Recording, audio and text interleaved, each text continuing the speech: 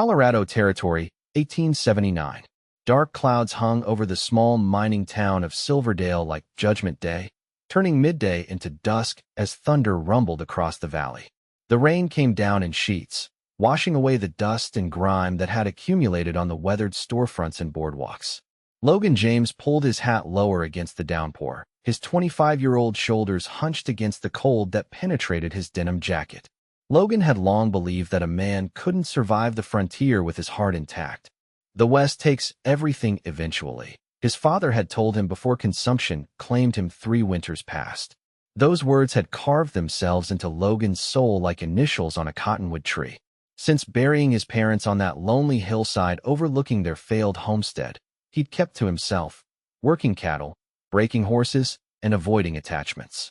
His ranch, little more than a sturdy cabin, small barn, and 50 acres of decent grazing land, was all he needed. Or so he told himself on those long nights when the coyotes' cries seemed to mock his solitude. What use was companionship when the land was so quick to take? Better to want nothing more than what he could provide with his own 2 hands. Logan tied his chestnut gelding to the hitching post outside the general store, intent on getting supplies and returning home before the storm worsened. That's when he saw her. She stood beneath the sagging awning of the abandoned millinery shop, her arms wrapped around herself, shoulders shaking with sobs that the rain couldn't quite mask. Her dark blue dress, once fine but now showing wear, was soaked through at the hem, her honey-blonde hair escaping its pins to curl damply around a face that, even tear-streaked, showed a delicate beauty that seemed out of place in this rough-hewn town. She couldn't have been more than 20 summers old, and something in her forlorn posture struck Logan like a physical blow. Despite his determination to mind his own business, his boots carried him across the muddy street before he'd made any conscious decision to move. "Miss?"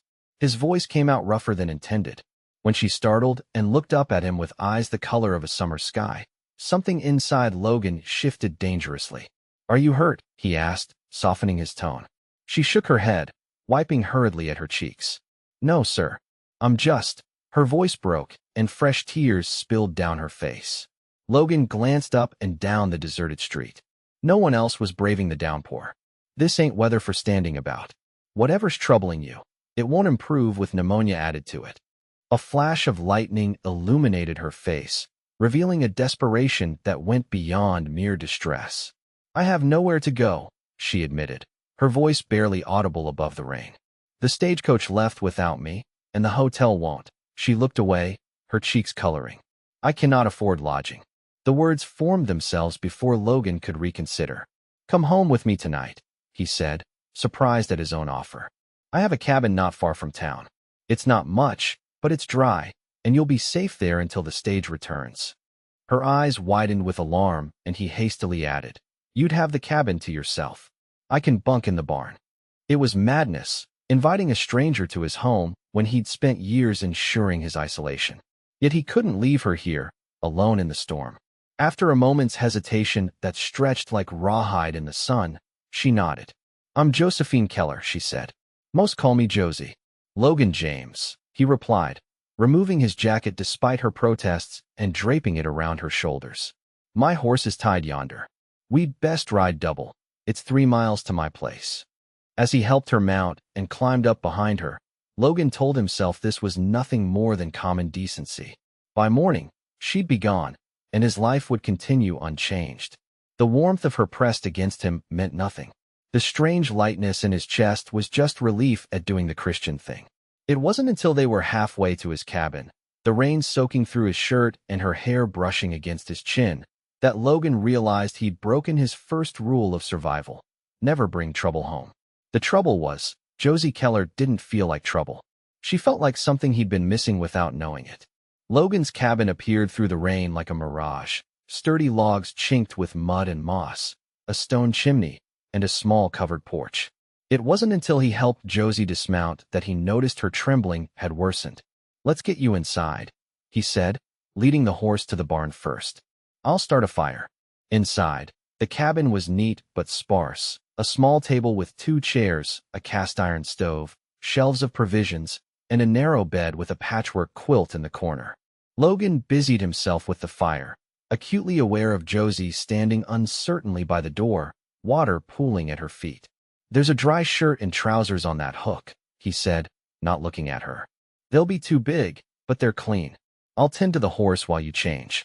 Outside in the barn, Logan leaned his forehead against his horse's warm neck. "What were you thinking, bringing her here?" he muttered. The animal had no answers, only a soft snort as Logan removed the saddle. When he returned, Josie had changed into his clothes, the sleeves rolled up and the trousers cinched tight with a piece of rope.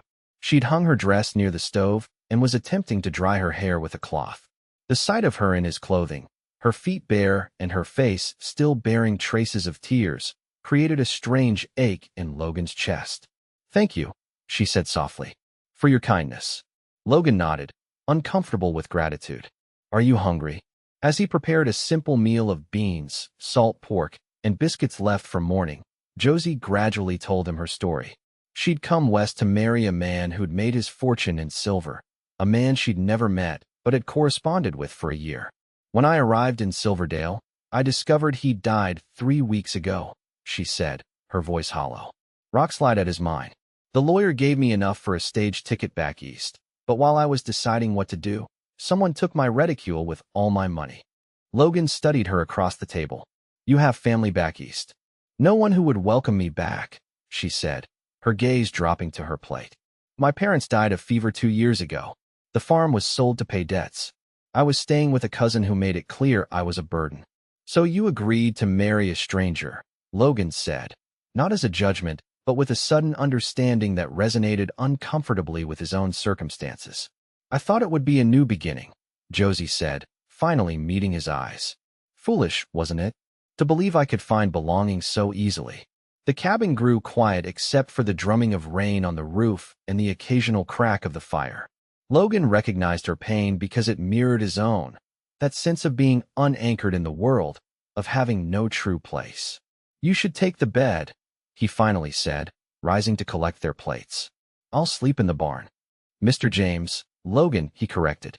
"Logan," she said, the sound of his name on her lips strangely intimate. "I've imposed enough. I cannot take your bed." "You can and you will," he said firmly. "It's no hardship. I've slept in worse places." As he prepared to leave, gathering a blanket and pulling on his still damp boots, Josie caught his arm. "Thank you," she said again, her eyes searching his. "Not just for the shelter. For not asking questions I don't want to answer." Something passed between them in that moment, a recognition, perhaps, of kindred spirits. Two people adrift, crossing paths in a storm. Logan nodded once, then stepped out into the rain, wondering why leaving his own cabin felt like tearing away part of himself. Morning broke with unexpected clarity, the storm having swept itself out overnight.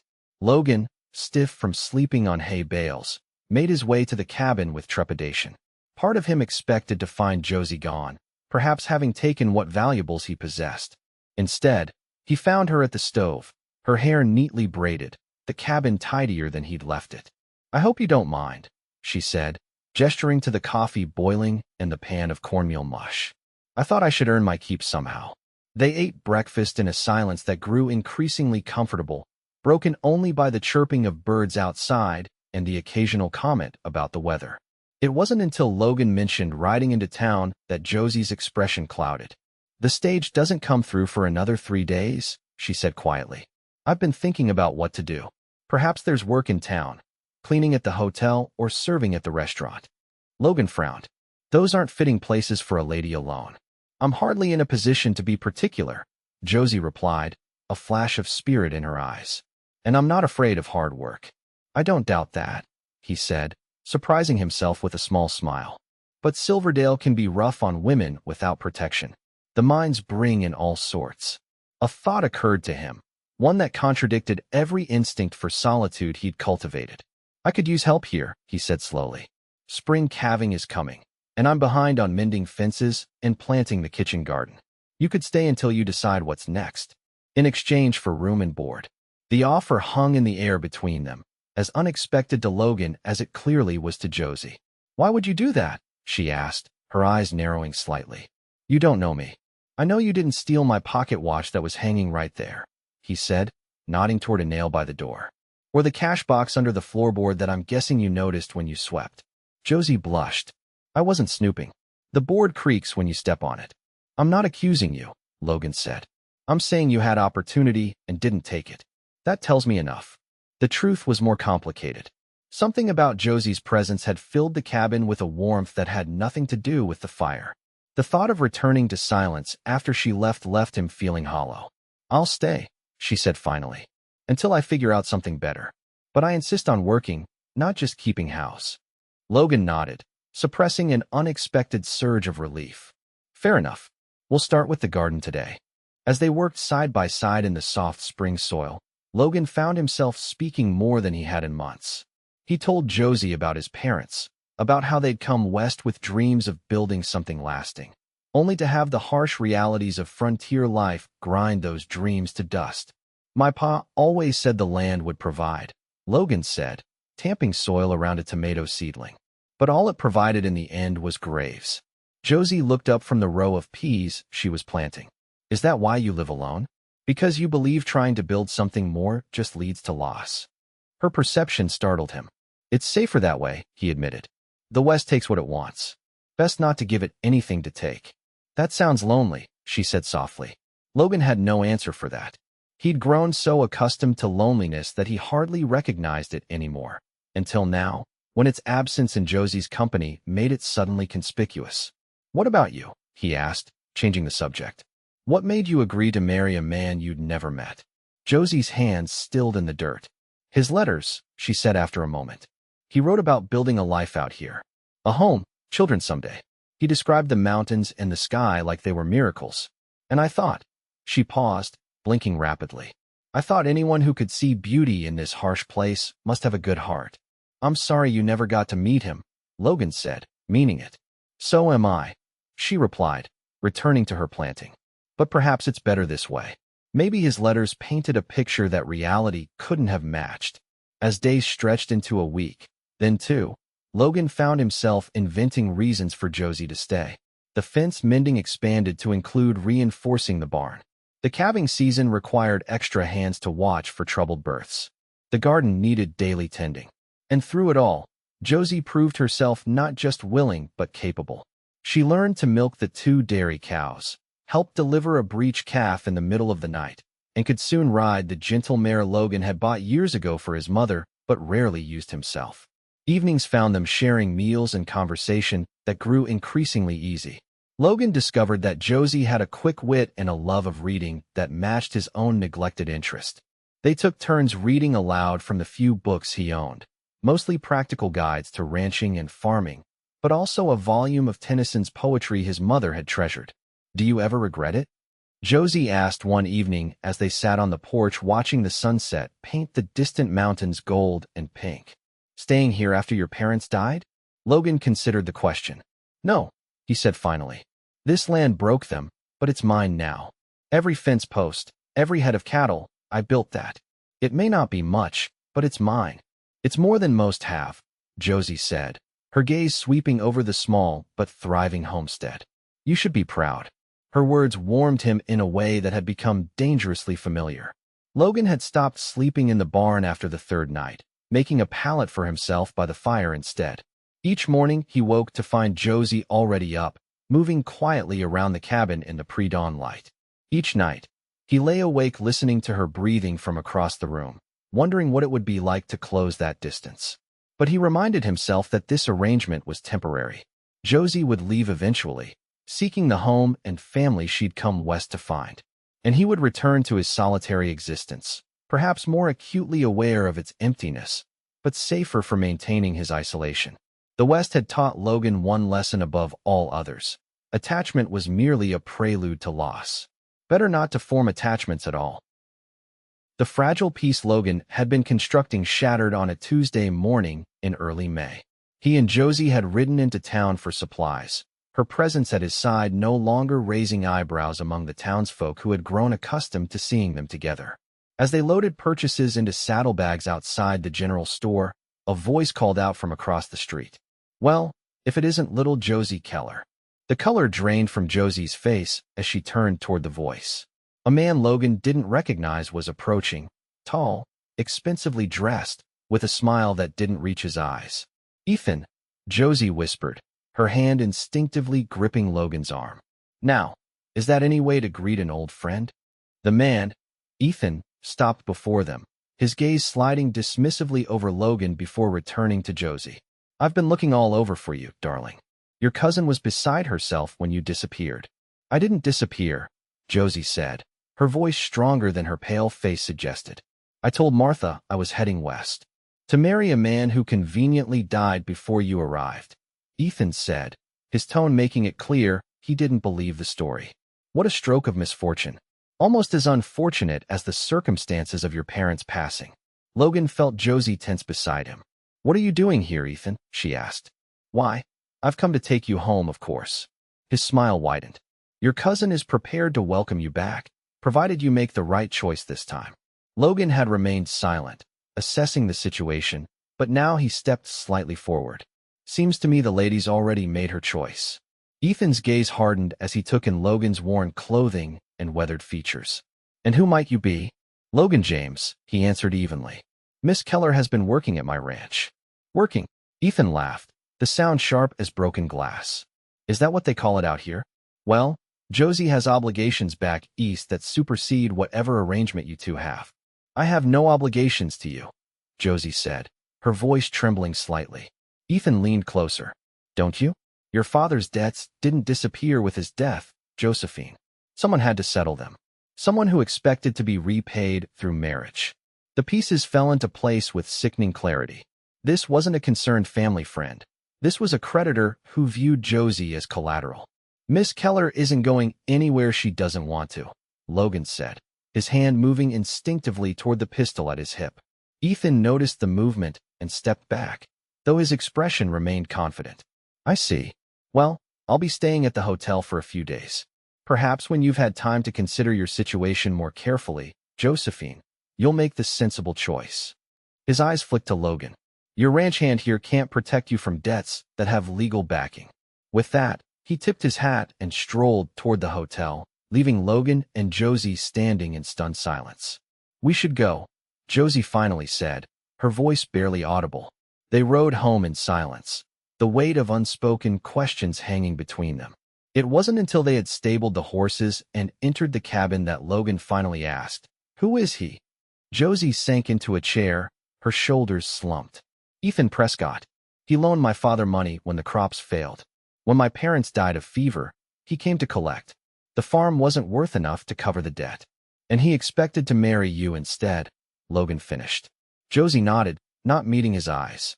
"He gave me a choice, marry him or watch as he took everything, leaving my younger brother with nothing. I convinced my cousin Martha to take Timothy in, and She swallowed hard. "I promised Ethan I would marry him after settling some family matters." "But you ran," Logan said, no judgment in his voice. "Yes," Josie admitted. "I answered an advertisement from a man seeking a bride in Colorado territory. I thought I could start fresh, send for Timothy once I was established." Her laugh was bitter. "I was naive. And now Ethan has found me." Logan paced the small confines of the cabin, his mind racing. "Does he have legal claim to you?" "To me? No. But he holds notes on my father's property that was sold. Notes that weren't fully satisfied by the sale. He could potentially have me arrested for fleeing a debt." She looked up at last, her eyes bright with unshed tears. "I'm sorry, Logan. I never meant to bring this trouble to your door."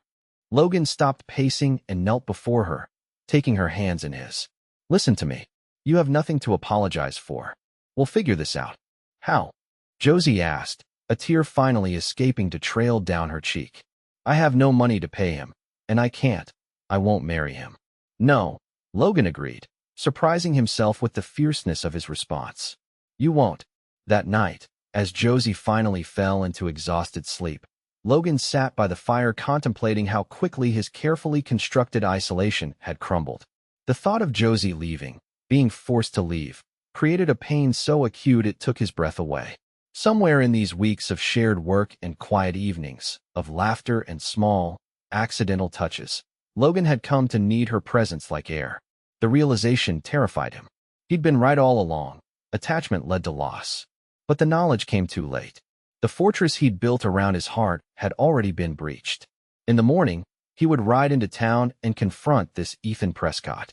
He would discover exactly what Josie supposedly owed and find a way to pay it. Even if it meant selling cattle or taking out a loan against the ranch, he would find a way to free her from this man's claims. But as Logan finally stretched out on his pallet, listening to Josie's soft breathing from the bed, a more difficult question haunted him. Once she was truly free to choose, would she choose to stay? The confrontation with Ethan Prescott went exactly as Logan feared. The man named an exorbitant sum he claimed Josie's father had owed, far more than Logan could hope to raise quickly, even if he sold half his herd. Of course, I'd be willing to forgive the debt entirely if Josephine agrees to return east with me, Ethan had said, his smile smug as he sipped whiskey in the hotel saloon. After all, it was never really about the money. And if she refuses? Logan asked, keeping his voice level with effort. Then I'll be forced to involve the law. Fleeing creditors is a serious offense, Mr. James. I have connections with judges back east who would be happy to issue the necessary papers. Whether Prescott's legal claims would stand up to scrutiny was questionable, but Logan knew the man had the resources to make Josie's life difficult. And the thought of her being dragged back east in shame, or worse, imprisoned, was unbearable. As Logan rode home, a plan began to form in his mind. It was risky, perhaps even foolish, but it might be the only way to ensure Josie's freedom. He found her in the garden, her movements mechanical as she pulled weeds with unusual force. When she saw his expression, she straightened, wiping her hands on her apron. He won't settle for a reasonable amount, will he? She asked, reading the answer in his face. No, Logan admitted. But I have an idea. That evening, after explaining his plan, Logan watched a range of emotions cross Josie's face: surprise, confusion, and something he couldn't quite name. Marriage, she finally said. You want to marry me? It would give you protection, Logan explained, keeping his tone practical despite the hammering of his heart. As my wife, your debts would become mine, and Prescott couldn't force you to return east. He might still try to collect, but he couldn't use you as payment. Josie studied him, her gaze searching. And when he's gone, what then? This was the part Logan had rehearsed most carefully on the ride home. Then you'd be free to stay or go as you choose. If you wanted to leave, I wouldn't stand in your way. We could even arrange an annulment if you preferred. I see, Josie said softly. A marriage of convenience, then? Yes, Logan agreed, ignoring the protest in his chest that wanted to claim it as something more. Just until Prescott gives up and leaves. Josie was quiet for a long moment, her hands twisting in her lap. You've already done so much for me, she finally said. I can't ask this of you too. You're not asking. I'm offering. Logan leaned forward, his elbows on his knees. Josie, I know you came west seeking a home and family. This isn't that. But it might buy you time to find what you're really looking for. What he didn't say, couldn't say, was how desperately he wanted her to find it here, with him. How the thought of her leaving once Prescott was gone hollowed him out. But he'd made a promise to himself long ago, never to hold anyone to this hard country who didn't choose it freely. All right, Josie finally said, her voice steadier than he expected. If you're certain this is what you want to do, then yes. I'll marry you, Logan. They were married the next morning by the circuit preacher who happened to be passing through Silverdale. The ceremony was brief, the witnesses few, just the preacher's wife and the general store owner who'd closed shop for 15 minutes to attend. Logan had worried that word would reach Prescott before they could complete the ceremony, but the man was apparently nursing a hangover in his hotel room and didn't appear. As the preacher pronounced them man and wife, Logan slipped his mother's simple gold band onto Josie's finger. The feel of her hand in his, trembling slightly but warm, sent a current through him that had nothing to do with their practical arrangement. The ride home was quiet, both of them wrapped in thoughts neither seemed ready to voice. It wasn't until they reached the cabin, their cabin now, in truth as well as practice, that the full weight of what they'd done settled on them. I'll continue sleeping by the fire, Logan said quickly, wanting to reassure her that his intentions remained honorable. Nothing has to change except your legal name. Josie nodded, though something like disappointment flickered in her eyes. What do we do now? About Ethan, I mean. Now we wait, Logan said. He'll discover we're married soon enough. Then we'll see what move he makes. They didn't have to wait long. The next afternoon, Ethan Prescott rode up to the cabin, his expensive horse lathered from hard riding, his face tight with fury. "You think this changes anything?" he demanded as soon as Logan stepped onto the porch. "A backwoods marriage to a dirt farmer doesn't erase what she owes." Logan stood his ground, one hand resting near his holstered pistol. "Mrs. James doesn't owe you anything. If you have a legitimate claim, you can take it up with me." "Mrs. James," Prescott spat the words. "You've been sharing her bed for weeks now. Why not make it official, is that it?" Logan's jaw tightened. "I'd be careful about insulting my wife if I were you." "Your wife?" Prescott laughed. "Do you even know who she is? What she did?" "I know everything I need to know," Logan said evenly. "Really?" Prescott dismounted, his movements deliberate. "Did she tell you how her father died?" "Not of fever, as she probably claimed. The man shot himself rather than face the shame of his gambling debts." "And her mother?" "Died of a broken heart, they say, though laudanum helped it along." Logan kept his expression neutral, though the revelations struck him like physical blows. Not for their content. He cared little how Josie's parents had died, but for the pain they must cause her to hear spoken so callously. "Did she tell you about her brother?" Prescott continued. "Poor, innocent Timothy. Currently in the care of her cousin because Josephine abandoned him to chase fantasies out west. The boy cried for weeks. That barb found its mark." Logan saw Josie emerge from the cabin, her face pale but composed. "Timothy is better off with Martha than he would have been with me as your wife," she said, coming to stand beside Logan. "At least there, he has a chance at happiness." "Happiness?" Prescott sneered. "The boy is working as a stable hand to earn his keep. Your cousin wasn't as generous as you hoped." Josie swayed slightly, and Logan instinctively put an arm around her waist to steady her. The simple act of support seemed to infuriate Prescott further.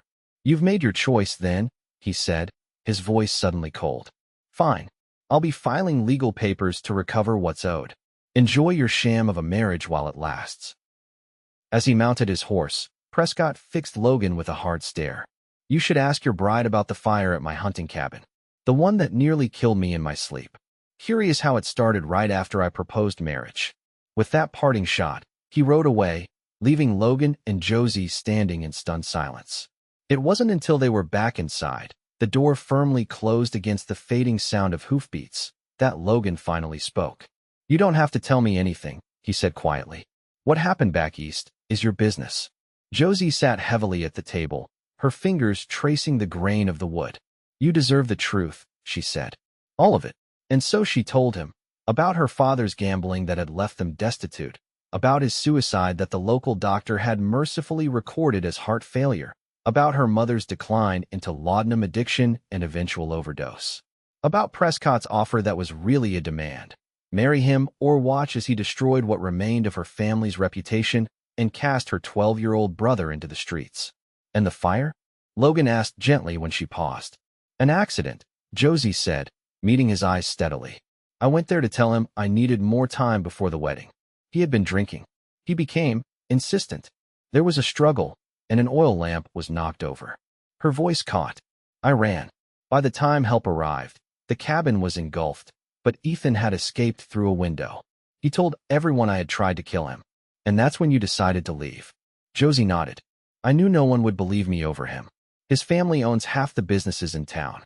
But I couldn't leave Timothy with nothing, so I made a devil's bargain with my cousin. She would take Timothy in, give him a home and education, and in exchange, I would disappear, removing the scandal from the family name." Logan absorbed her story, finding nothing in it that diminished his growing feelings for her. If anything, her courage in the face of such circumstances only increased his admiration. "Prescott will be back," he said finally. "With legal papers or not. He doesn't strike me as a man who gives up easily." "No," Josie agreed. "He isn't." She looked up at Logan, her expression haunted. "I've brought nothing but trouble to your door." "Perhaps I should." "Don't," Logan interrupted, reaching across the table to take her hand. "Don't say you should leave. This is your home now, if you want it to be." The words hung between them, freighted with meaning beyond their simple arrangement. For a moment, Logan thought Josie might pull away, might insist on facing Prescott's threats alone. Instead, her fingers tightened around his. "I want it to be," she whispered. That night, Logan lay awake longer than usual, staring at the ceiling as the fire died down to embers. Something fundamental had shifted between them. Their marriage might have begun as a practical solution, but Josie's admission, "I want it to be," had kindled a dangerous hope in his chest. For the first time since his parents' deaths, Logan allowed himself to imagine a future that wasn't defined by isolation. A future with laughter in the cabin, with children running across the pastures, with Josie by his side as they built something lasting together. It was a dangerous vision, one that left him vulnerable in ways he'd sworn never to be again. The West took what it wanted. Hadn't he learned that lesson thoroughly? But as sleep finally claimed him, Logan found himself willing to risk that lesson being wrong. The next weeks passed in a strange limbo of domestic contentment shadowed by the constant threat of Prescott's return. Logan and Josie fell into a rhythm of shared work and increasingly comfortable evenings. Though he continued to sleep by the fire, the distance between them seemed to diminish with each passing day. Small touches, her hand on his arm as she passed him coffee, his fingers brushing hers as they gathered eggs, took on new significance. Conversations stretched later into the night, ranging from childhood memories to dreams neither had dared voice aloud before. "I always wanted a proper library," Josie admitted one evening as they sat side by side on the porch, watching lightning flicker on the distant horizon. "Shelves and shelves of books, with a comfortable chair where I could read for hours." "We could build shelves along that wall," Logan said, gesturing toward the cabin. "Next time I'm in town, I could see what books they have at the general store." "We," Josie repeated softly. Logan felt heat rise in his face. "I mean, if you wanted. This is your home too now." She smiled, the expression transforming her face in the lantern light. "I'd like that." These moments of domestic planning were interspersed with practical preparations for Prescott's inevitable return. Logan rode into town regularly, checking for legal notices and consulting with the local justice of the peace about the validity of debt claims from another territory. Marriage generally transfers debts between spouses, the elderly judge confirmed. But there's limits. If this fella can't produce proper documentation of the debt, signed by the deceased party, he hasn't got much of a case. This was small comfort. Logan suspected Prescott had ways of creating whatever documentation he needed. The man's resources and connections clearly outmatched their own. As May gave way to June, however, Prescott remained conspicuously absent. No legal papers were filed, no further confrontations occurred. Logan began to hope, cautiously, that perhaps the man had recognized the futility of his pursuit and returned east. This hope was shattered one evening as they returned from checking the far pasture. Smoke was rising from the chimney of their cabin, smoke where there should have been none, as they'd banked the morning fire before leaving. Logan drew his rifle from its saddle scabbard. "Stay behind me," he told Josie, his voice low. They approached cautiously. Through the window, they could see a figure moving inside the cabin. Logan motioned for Josie to wait by the barn while he circled around to the front door. Before he could reach it, however, the door swung open. Ethan Prescott stood framed in the doorway, a glass of Logan's whiskey in his hand and a satisfied smile on his face. "There you are," he said pleasantly, as though welcoming them to his home. "I was beginning to think you'd run off." "You're trespassing," Logan said, keeping his rifle leveled at Prescott's chest. "Am I? I rather thought I was inspecting property that might soon be mine." Prescott took a deliberate sip from his glass. "You see, I've been busy these past weeks." The legal wheels turn slowly, but they do turn. "What are you talking about?" Logan demanded. "Your marriage license," Prescott said, his smile widening. "It seems there might be some irregularities with it. The circuit preacher who performed the ceremony wasn't properly registered with the territorial authority. A small oversight, but one that could render your hasty nuptials entirely invalid."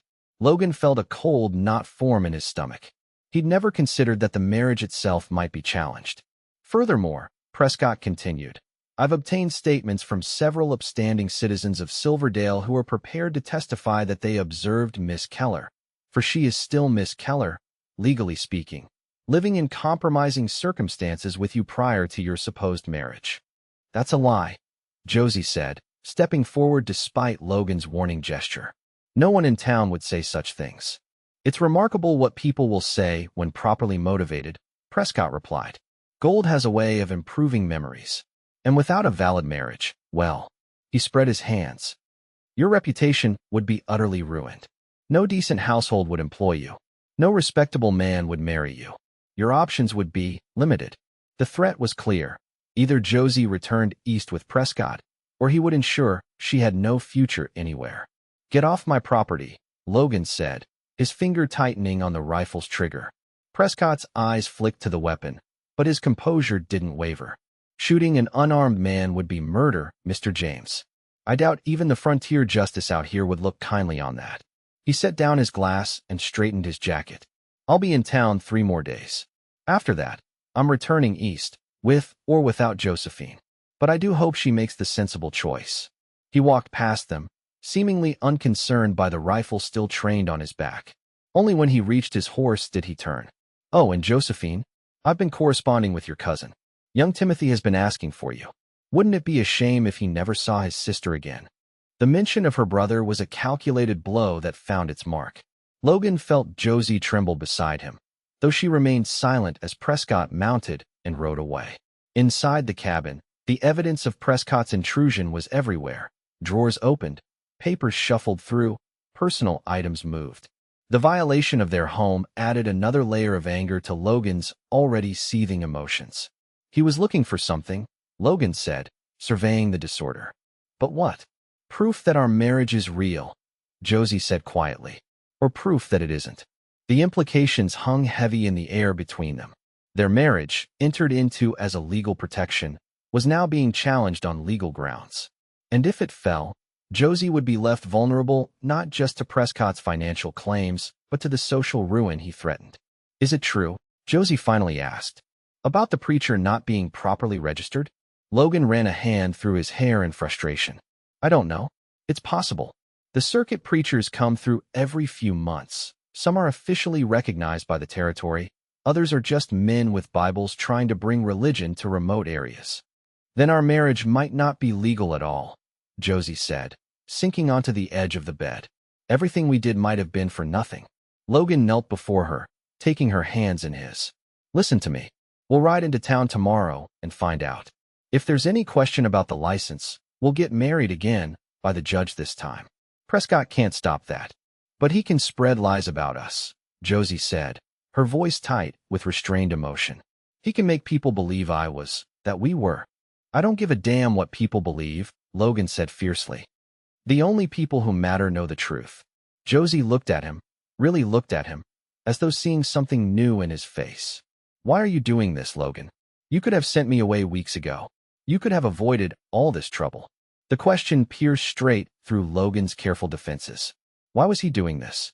The practical reasons he'd initially given himself, Christian charity, common decency, had long since been overwhelmed by something much more profound. Because I can't imagine this place without you in it anymore, he admitted, the words feeling raw in his throat. Because when I think about you leaving, it feels like losing everything all over again. Josie's eyes widened, her lips parting in surprise. For a terrible moment, Logan thought he'd said too much, revealed feelings she couldn't or wouldn't return. Then her hands were framing his face, and she was leaning down to press her lips against his. The kiss was tentative at first, a question rather than a declaration. But when Logan responded, rising up to meet her, his hands finding her waist, it transformed into something urgent and consuming. All the tension that had been building between them, all the unspoken longings and carefully maintained distances, dissolved in the heat of that connection. When they finally pulled apart, breathless, Logan rested his forehead against hers. Josie, he whispered, her name a prayer on his lips. I've been falling in love with you since that first rainy night, she confessed. I tried not to. I told myself it was gratitude, or that you couldn't possibly want someone who brought such complications into your life. But I couldn't stop. I don't want you to stop, Logan said, drawing her closer. I love you, Josie. Not out of duty or pity or any practical arrangement. I love your strength and your kindness and the way you sing to the cows when you think I can't hear. She laughed, the sound mingling with a sob. You heard that. Every morning, he assured her, brushing a tear from her cheek. It's the most beautiful sound in the world. That night, Logan didn't sleep by the fire. Instead, he held Josie close in the narrow bed that was now truly theirs, whispering plans and promises into the darkness. Whatever legal challenges Prescott might bring, whatever rumors he might spread, they would face them together. The West might take what it wanted, but sometimes, Logan was beginning to believe, it gave back something even more precious than what was lost. They rode into Silverdale at dawn, determined to resolve the question of their marriage's legality. The town was still waking as they tied their horses outside the Justice of the Peace's small office adjacent to the general store. Judge Harmon, a former Army officer who had settled in Colorado Territory after the war, listened to their situation with growing concern. Preacher Williams is indeed properly registered, he confirmed, checking a thick ledger. Been performing marriages in this territory for nigh on 5 years. Your license is as legal as they come. Relief washed over Logan, but it was short-lived. However, the judge continued, if this Prescott fella has the influence you describe, he might be able to cause trouble regardless. Legal paper ain't worth much if the wrong people are determined to ignore it. What can we do? Josie asked, her voice steady despite the worry creasing her brow. Judge Harmon scratched his gray-stubbled chin thoughtfully. Seems to me this ain't just a legal problem. It's a reputation problem. Out here, a man's word still counts for something. If enough respected folks in town stand behind you too, it'll be harder for outsiders to cause mischief. It was sound advice. As they left the judge's office, Logan and Josie decided to spend the day in Silverdale, speaking with the townsfolk they'd come to know over the past months.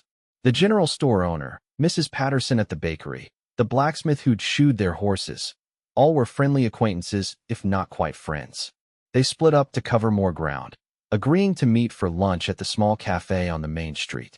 Logan headed toward the livery stable, where the owner had always been fair in his dealings. He was so focused on his mission that he didn't notice Ethan Prescott until the man stepped directly into his path. Mr. James, Prescott said, his cultured voice at odds with the hardness in his eyes. Just the man I was hoping to see. Logan's hand instinctively moved toward his holster, but Prescott raised his hands in a placating gesture. Now, no need for that. I merely wish to have a civilized conversation. Man to man. We have nothing to discuss, Logan said flatly. Oh, I think we do. Prescott glanced around the busy street. Perhaps somewhere more private? The hotel has a comfortable lounge. Against his better judgment, Logan followed. Whatever Prescott had to say, it was better heard away from curious ears. The hotel lounge was empty at this hour, save for a bored-looking clerk behind the desk who barely acknowledged their entrance. I'll be direct, Prescott said once they were seated in a corner, well away from the clerk. I want Josephine to return east with me. You want to keep your ranch. I believe we can reach an arrangement that satisfies us both. Logan's eyes narrowed. What are you talking about? I'm prepared to offer you $5,000, Prescott said, his voice low. Cash.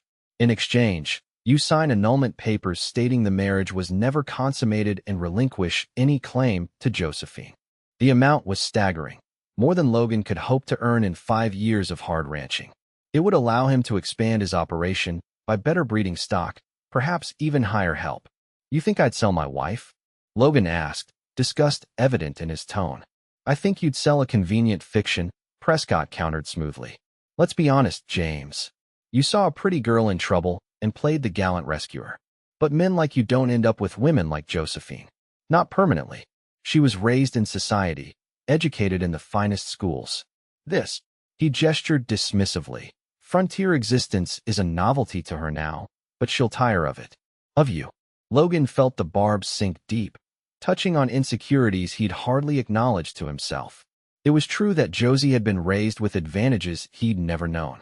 True that the harshness of ranch life might eventually wear down her current enthusiasm.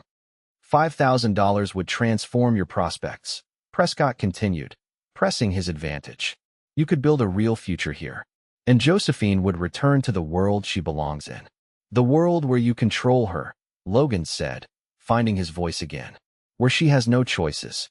Prescott's expression hardened. We all have the choices our circumstances allow. Josephine's circumstances dictate a return east. The only question is whether she returns in disgrace or with some dignity intact. And if I refuse your generous offer? Logan asked, though he already knew the answer. Then I proceed with challenging your marriage on every possible ground.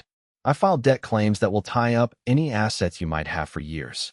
I ensure that Josephine's reputation is so thoroughly destroyed that even this backwater town will turn its back on her."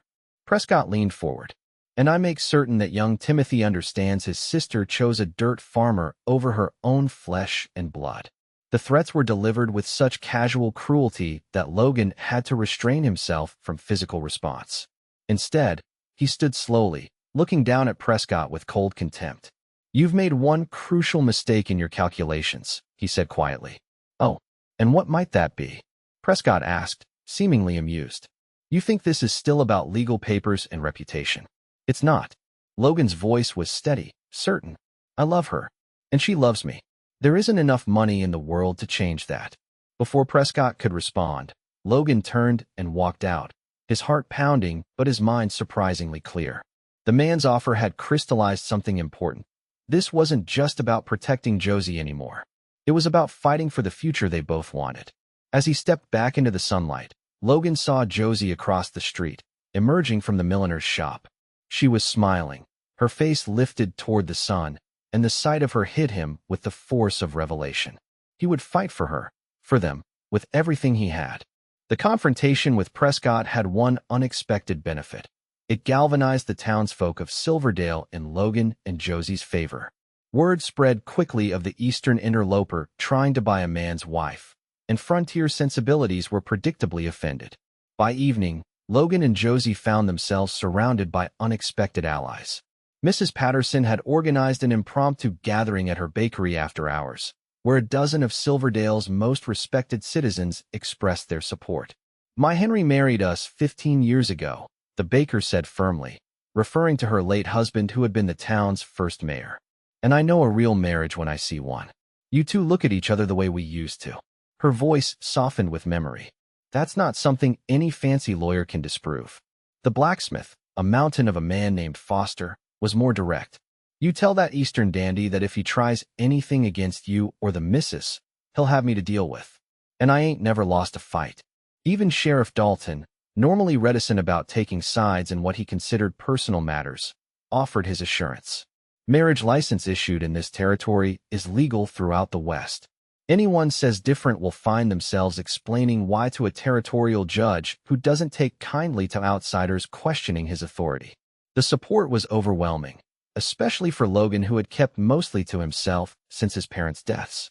He'd forgotten what it felt like to be part of a community, to have people stand beside you in times of trouble. As they rode home in the gathering dusk, Josie reached across to take his hand. "I never expected them to rally around us like that," she said, wonder in her voice. "Neither did I," Logan admitted. "I've been keeping these people at arm's length for years, convinced that isolation was safer. And now," he squeezed her hand, "now I'm thinking my pa was wrong about one thing. The land doesn't just take. Sometimes it gives you exactly what you need, if you're willing to risk reaching for it." The peace of that realization lasted until they crested the final rise and saw their cabin in the distance. Even from here, they could see that something was wrong. The door stood open, swinging slightly in the evening breeze. Logan urged his horse forward, dread building in his chest. As they drew closer, the extent of the destruction became clear. The interior of the cabin had been ransacked, furniture overturned, Logan's mother's china shattered on the floor, their few books torn and scattered. Even the garden hadn't been spared. The nearly mature plants had been trampled, destroying weeks of careful tending. "Prescott," Josie whispered, dismounting slowly as she surveyed the damage. "He did this." Logan nodded grimly. The destruction was too thorough, too personal, to be the work of ordinary thieves. This was a message and a declaration of war. They spent the night cleaning what could be cleaned, salvaging what could be saved. The physical damage was significant but reparable. It was the violation of their home, their sanctuary, that cut deepest. "He's trying to scare us," Logan said as they finally sat exhausted at the righted table, a single lamp casting long shadows. "Make us feel vulnerable." "It's working," Josie admitted, her hands still trembling slightly. "Not just for me. Timothy." She couldn't finish the thought. Logan reached across the table to take her hands. "Your brother is a state away. Prescott can make threats, but he can't actually harm the boy. Can't he?" Josie's eyes were haunted. "Ethan has connections, money. Who knows what influence he might have over my cousin?" what pressure he might apply. The fear was reasonable, Logan had to admit. Prescott had already demonstrated a willingness to go to extreme lengths to get what he wanted. If he couldn't force Josie's compliance through legal means or intimidation, who knew what he might resort to next? We need to end this, Logan said finally. Not just defend against his next move, but finish it completely. How? Josie asked, exhaustion evident in her voice. I don't know yet, Logan admitted. But there must be something, some leverage we can use against him. Everyone has secrets, vulnerabilities. They spent the night in fitful sleep, both too alert for sounds of return, too anxious about what new assault might come with the dawn. But as the first light crept through the windows, an idea began to form in Logan's mind. A risky one, but perhaps their only chance. The fire, he said suddenly, sitting up from where he'd been dozing in the chair. The fire at Prescott's hunting cabin. Josie looked up from where she was sweeping broken glass, her expression confused. What about it? You said it was an accident, that there was a struggle and an oil lamp was knocked over. Yes, she confirmed. But Ethan claimed I said it deliberately. Were there witnesses? To either version? Josie shook her head slowly. No, we were alone. By the time help arrived, Ethan had already created his version of events. So it's his word against yours, Logan said, thinking aloud. But he's built his reputation on being a respectable businessman. What if there was evidence that contradicted his story? Evidence that suggested he was lying not just about the fire, but about everything else. What evidence? Josie asked, setting aside the broom. It's been months, and it happened states away. Not evidence from then, Logan clarified, his plan taking shape. Evidence we create now. If Prescott is willing to destroy property to intimidate us, maybe we can use that against him. The plan they formulated over the next hours was dangerous and far from certain. It hinged on Prescott's pride, on his need to maintain the facade of respectability while pursuing his obsession with possessing Josie. If they could shatter that facade, force him to reveal his true nature publicly, perhaps they could neutralize the threat he posed. It could work, Josie said when Logan had outlined his thoughts. But it requires me to face him alone, to make him believe I'm considering his demands. That's the part one hate, Logan admitted. But you'd only need to maintain the pretense long enough to draw him in. I'll be nearby the entire time. And if something goes wrong? Josie asked, her voice steady despite the fear in her eyes. Logan's jaw tightened. Then I'll do whatever is necessary to protect you. Even if it means crossing lines I never thought I would. The seriousness of his tone left no doubt about his meaning. If their plan failed and Prescott threatened Josie's safety, Logan was prepared to use lethal force and face the consequences. There has to be another way, Josie said, touching his face gently. I won't let you sacrifice your life or freedom for me. There might not be another way, Logan said quietly. Prescott has made it clear he won't stop. And I won't let him take you. Not back east, not anywhere. The intensity of his declaration hung in the air between them, a testament to how completely Logan's worldview had transformed. The man who had once believed isolation was the only safe path, now found himself willing to risk everything for love. Then we'd better make sure our plan works, Josie said finally, her expression resolute. They spent the day repairing what damage they could to the cabin, all while refining their strategy. By nightfall, a message had been dispatched to Prescott at his hotel, carried by a boy from town who often did odd jobs for ranchers in the area. The message was simple. Josie wished to speak with Prescott privately, away from town, to discuss his offers. She would meet him at the abandoned line shack a mile from Logan's property the following afternoon. It was a dangerous gambit. The line shack was remote enough that Prescott might feel emboldened to show his true nature, yet close enough that help could arrive quickly if needed. Everything would depend on timing, and on Josie's ability to draw out Prescott's threats while appearing to consider his proposition. That night, as they lay together in their repaired bed, Logan held Josie tighter than usual. You don't have to do this, he whispered into her hair. We could leave, sell the ranch, start somewhere new where Prescott couldn't find us. Josie turned in his arms to face him. And spend our lives looking over our shoulders? Never able to put down real roots. She shook her head. That's not the future I want for us. Or for the family we might have someday. The mention of a family, of children who might one day run across the pastures of their ranch, sent a surge of emotion through Logan so powerful it nearly overwhelmed him. This wasn't just about protecting what they had now. It was about securing the future they both dared to imagine. Besides, Josie continued, her voice strengthening, I'm tired of running. Tired of Ethan Prescott believing he can control my life through fear and manipulation. Tomorrow ends it, one way or another. Logan kissed her then, trying to pour into the gesture all the love and admiration he felt for this woman who had walked into his life during a rainstorm and transformed it completely. Whatever happened tomorrow, he would never again doubt that some risks were worth taking. The abandoned line shack stood like a weathered sentinel against the backdrop of rolling hills. Once used by cowboys watching distant herds during roundup, it had fallen into disrepair as ranching patterns changed. Its single room contained only a rustic table, a broken chair, and the remnants of a cast-iron stove. Josie arrived first, as planned, riding the gentle mare and dressed in her finest remaining clothes.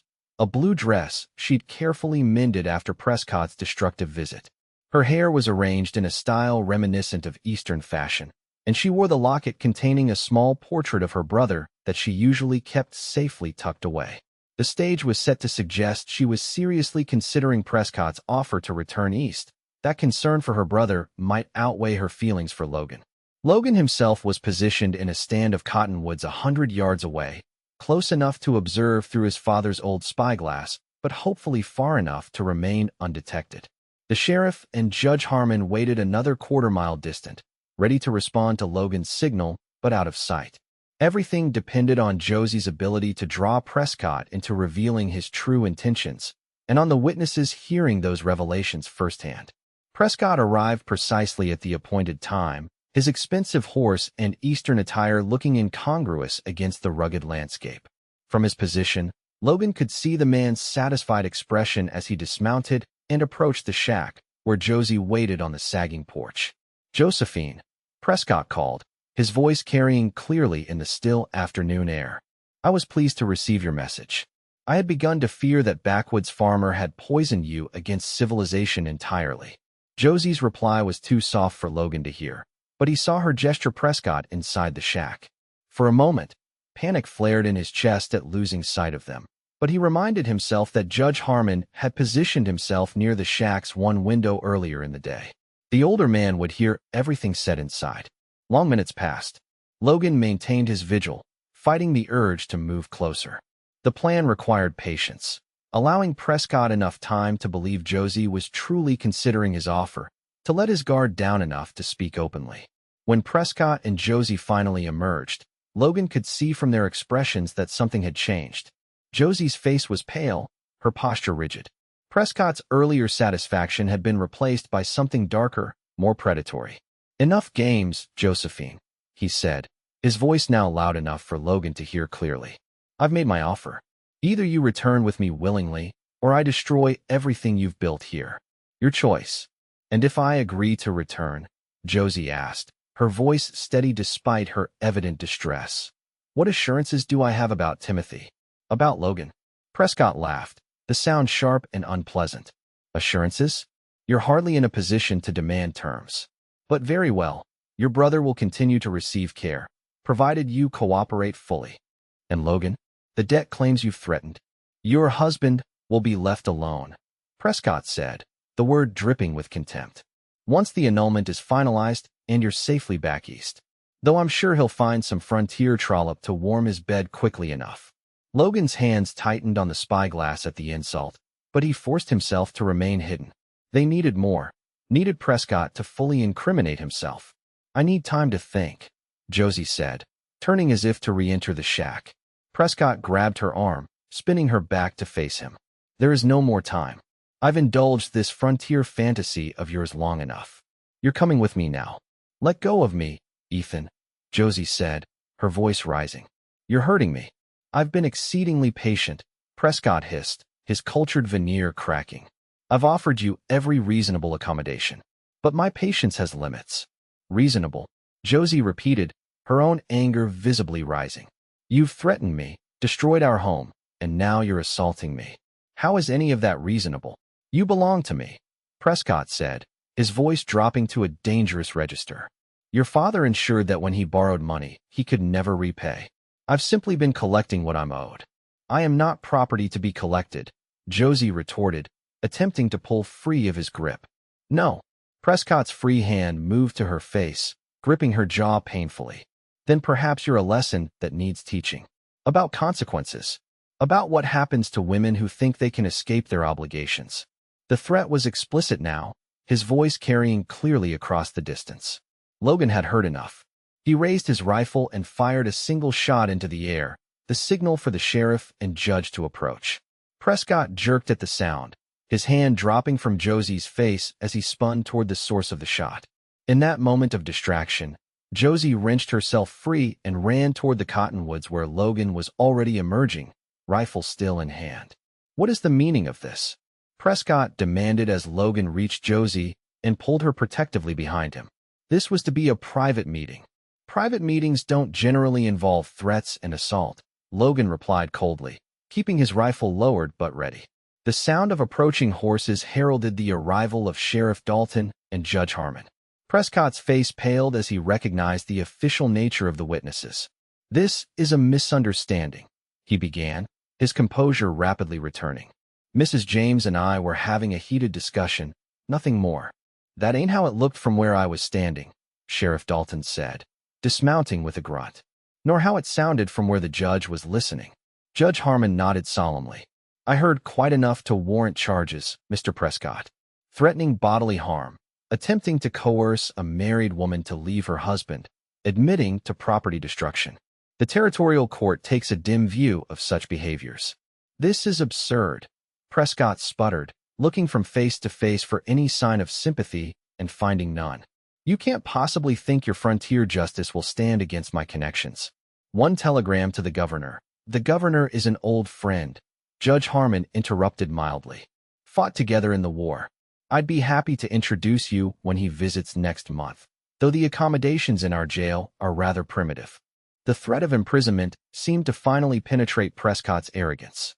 His expression hardened as he looked at Josie, who stood tall beside Logan despite the bruise forming on her jaw where Prescott had gripped her. "This isn't over," he said, his voice low and menacing. "Yes, it is," Sheriff Dalton interjected. "Because you have exactly two choices, Mr. Prescott. You can leave Silverdale on today's evening stage, never to return or contact Mrs. James again. Or you can enjoy our hospitality while awaiting trial for assault and criminal threats. And should you choose the first option," Judge Harmon added, "I'll be writing to several colleagues back east about your activities here. Not the sort of publicity that benefits a man in your position, I imagine." Prescott's face contorted with rage, but he was clearly calculating his options and finding them limited. "Fine," he spat finally. "I'll leave your miserable town. But don't think this ends here. One more threat," Logan said quietly, "and I'll ask the sheriff to choose the second option for you." The standoff held for a tense moment before Prescott turned sharply toward his horse. "Enjoy your frontier life, Josephine," he called over his shoulder as he mounted. "I'm sure the novelty will last at least until winter." They watched him ride away, no one speaking until his figure had disappeared over the nearest rise. Only then did Josie's composure falter, a tremor running through her as the tension of the confrontation released. "He'll be on that stage," Sheriff Dalton assured them. "I'll personally see to it. And the judge's letters should ensure he thinks twice about causing you any more trouble." "What about Timothy?" Josie asked, her voice small. "My brother. He could still try to hurt him somehow." Judge Harmon's weathered face softened. "Mrs. James, would you like me to arrange for your brother to join you here? A strongly worded legal document from a territorial judge can work wonders, even across state lines." The offer was unexpected and overwhelmingly generous. Josie's eyes filled with tears as she nodded. "More than anything," she whispered. "Consider it done, then," the judge said kindly, "though it may take some weeks to arrange the particulars." As the sheriff and judge mounted to leave, promising to send word once Prescott's departure was confirmed, Logan wrapped his arm around Josie's waist. The ordeal had left visible marks, the bruise on her jaw, the shadows under her eyes, but had failed to dim the inner strength that had drawn him to her from the beginning. "Let's go home," he said softly. Home. The word held new depth now, encompassing not just the cabin and land, but the life they were building together. A life that might soon include a young boy who needed the same sense of belonging they had found in each other. As they rode back toward their ranch, the setting sun painted the landscape in hues of gold and amber. The west stretched around them, vast and demanding, but also achingly beautiful. It took, yes, but it also gave, to those brave enough to risk their hearts. Logan James had once believed that isolation was the only safe path in this unforgiving land. Now, with Josie beside him and the promise of family ahead, he understood the truth. The real risk wasn't in loving. It was in refusing to love at all. Summer turned to autumn, autumn to winter, and winter finally yielded to the soft promise of another spring. The ranch, no longer just Logan's, but truly theirs, had weathered the seasons with the same resilience as its owners. True to his word, Judge Harmon had arranged for Timothy's journey west. The boy had arrived just before the first snowfall, thin and solemn-eyed at 12 years old, but quick to thaw in the warmth of his sister's love and Logan's patient mentorship. Now, as April sunshine sparkled on new grass, Logan stood on the porch watching Timothy lead a yearling calf through basic training. The boy had taken to ranch life with surprising enthusiasm, his eastern mannerisms gradually giving way to the more practical habits of the frontier. "He's getting good with the stock," Josie observed, coming to stand beside Logan. Her hand rested unconsciously on the gentle swell of her belly, evidence of the child they expected by harvest time. "He is," Logan agreed, slipping his arm around her waist. "Has a natural way with animals." They stood in comfortable silence, watching as Timothy successfully guided the calf through a series of turns. The past months had brought changes to the ranch. A new room added to the cabin for Timothy, shelves of books that grew with each trip to town, plans for a proper house to be built once the baby arrived. Prescott had kept his word, at least in the sense that he hadn't returned to Silverdale. There had been one letter, addressed to Josie, which had arrived shortly after Timothy. She had read it with Logan beside her, then calmly fed it to the fire. "He claims to wish us well," she'd said, watching the paper curl and blacken. "But really, he's just making sure we know he could find us if he wanted to." "But he won't," Logan had assured her. "Men like that prefer easier targets. And you, Josie James, have never been an easy target." The confidence had proven justified. As winter deepened and spring emerged, no further communications came. The threat that had once loomed so large gradually receded, allowing space for new dreams to take root and flourish. "I've been thinking," Logan said now, as Timothy triumphantly led the calf back to the corral, "about what you said when we first met, about wanting a new beginning." Josie looked up at him, curiosity in her eyes. "What about it?" "I think you found it," he said simply. "Just not the way you expected." Her smile was like sunrise breaking over the mountains. "No," she agreed, leaning into his embrace. "Something much better." As Timothy ran toward them, face flushed with success and calling for them to witness his next accomplishment, Logan reflected on the journey that had brought them here. From that rainy evening when he'd found Josie crying beneath an awning to this moment of quiet contentment, it seemed both a lifetime and merely the beginning. The West was still the West, demanding, unpredictable, capable of taking everything in an instant. But Logan no longer viewed that reality as reason for isolation. Instead, it had become the backdrop against which the value of connection stood in sharp relief. Love wasn't a weakness here. It was the strength that made survival meaningful. "Come see what I taught him, Logan," Timothy called, already leading another calf from the pen. "We're coming," Logan called back, taking Josie's hand as they stepped off the porch together. Behind them stood the cabin where it had all begun, where a lonely cowboy had brought a crying woman in from the rain, never suspecting that in offering temporary shelter, he was building a permanent home. Ahead stretched the future they were creating together, richer and more hopeful than either had dared imagine. And around them, the Colorado spring unfolded like a promise kept.